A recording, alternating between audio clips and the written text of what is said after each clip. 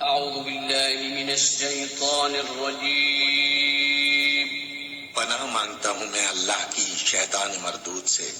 بسم الله الرحمن الرحيم. شروع اللہ کا نام لے کر جو بڑا مہربان نہایت رحم والا ہے. وَلِكُلٍّ وِجْهَةٌ هُوَ مُوَلِّيهَا فَاسْتَبِقُوا الْخَيْرَاتِ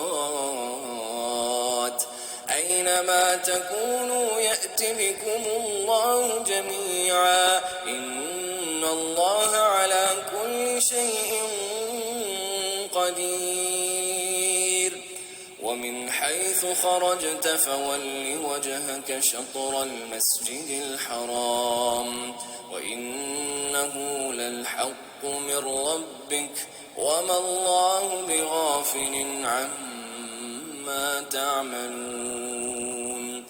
ومن حيث خرجت فول وجهك شطر المسجد الحرام وحيث ما كنتم فولوا وجوهكم شطرة لئلا يكون للناس عليكم حجة إلا الذين ظلموا منهم فلا تخشوهم واخشوني ولأتم نعمتي عليكم ولعلكم تهتدون.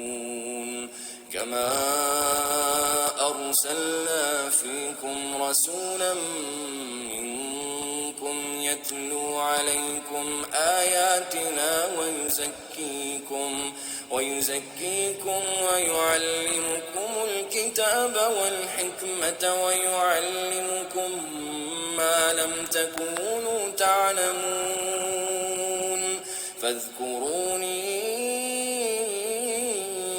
أذكركم واشكروني ولا تكفرون. ہر ایک کے لیے ایک رخ ہے جس کی طرف وہ مڑتا ہے، بس تم بھلائیوں کی طرف سبقت کرو. جہاں بھی تم ہوگے اللہ تمہیں پا لے گا، اس کی قدرت سے کوئی چیز باہر نہیں. تمہارا گزر جس مقام سے بھی ہو وہیں سے اپنا رخ نماز کے وقت مسجد حرام کی طرف پھیر دو، کیونکہ یہ تمہارے رب کا بالکل برحق فیصلہ ہے اور اللہ تم لوگوں کے اعمال سے بے خبر نہیں ہے.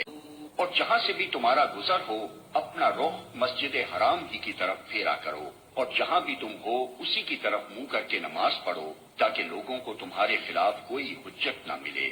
ہاں، جو ظالم ہیں ان کی زبان کسی حال میں بند نہ ہوگی، تو ان سے تم نہ ڈرو بلکہ مجھ سے ڈرو، اور اس لیے کہ میں تم پر اپنی نعمت پوری کر دوں، اور اس توقع پر کہ میرے اس حکم کی پیروی سے تم اسی طرح فلاح کا راستہ پاؤ گے جس طرح تمہیں اس چیز سے فلاح نصیب ہوئی کہ میں نے تمہارے درمیان خود تم میں سے ایک رسول بھیجا جو تمہیں میری آیات سناتا ہے، تمہاری زندگیوں کو سنوارتا ہے، تمہیں کتاب اور حکمت کی تعلیم دیتا ہے، اور تمہیں وہ باتیں سکھاتا ہے جو تم نہ جانتے تھے.